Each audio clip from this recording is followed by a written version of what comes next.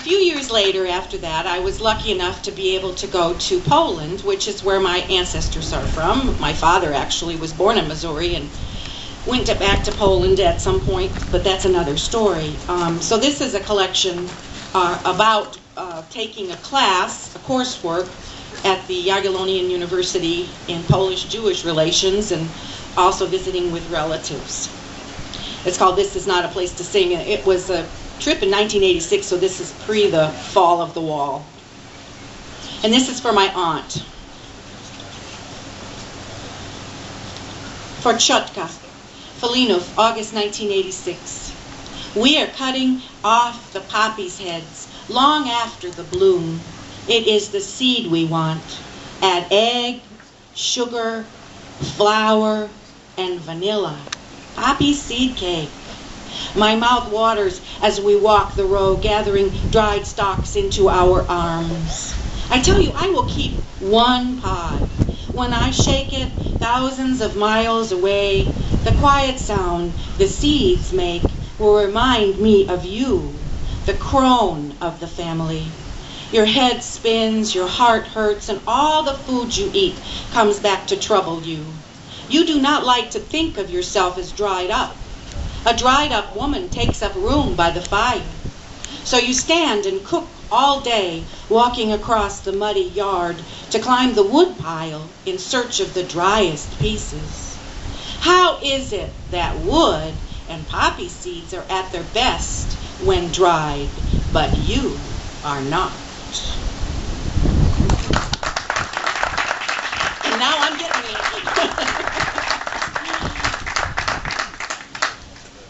This last two collections that I'm going to read from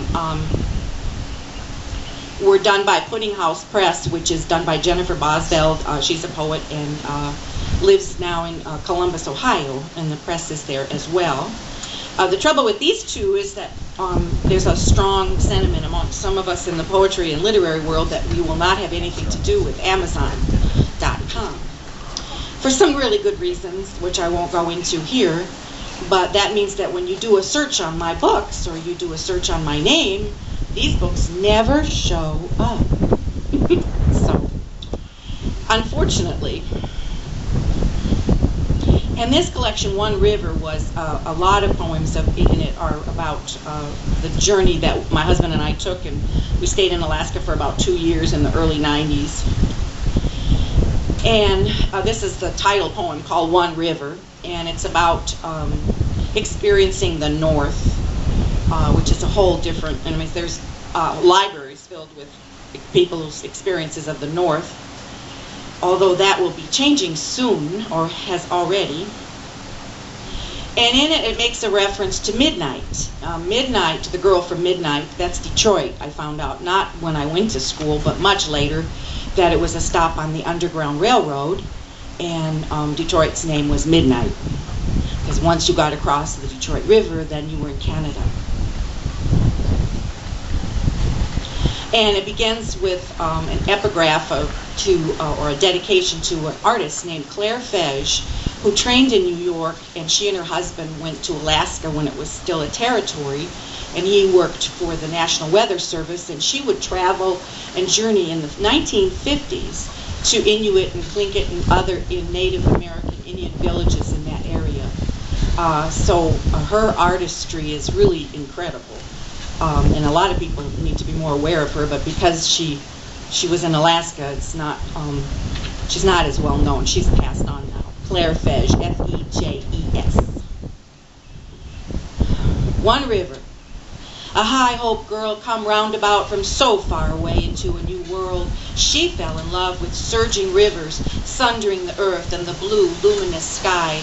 But by August, the fireweed had only inches left to the end of its bloom, and the borough shut off water in the parks after Labor Day. Snow fell a week later.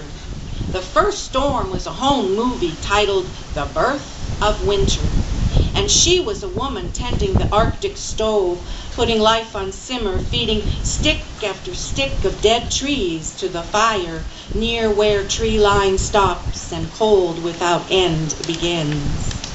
Raven's wing brushed gray-bellied clouds, and Merlin welcomed the blue hood of winter pulled over her eyes. The girl from midnight stayed up late and listened to the wind. She started a new song about the Underground Railroad. This is what she wrote: "Farthest north is never far enough for some." Then she hummed a tune and added a stanza about the wary fox making its way to Ultima Thule through drifting snow by the old ivory light of the moon. I'm really glad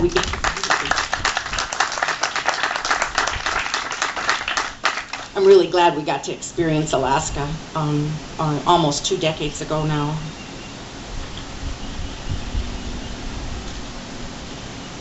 This collection is also done by Pudding House, and it's called Greatest Hits 1975 to 2001, and it's by invitation, and a lot of people have Greatest Hits. And she does have a website. I don't mean to say she's not trying to sell her books, but when you can't find them on the internet, that's kind of hard these days to sell your books.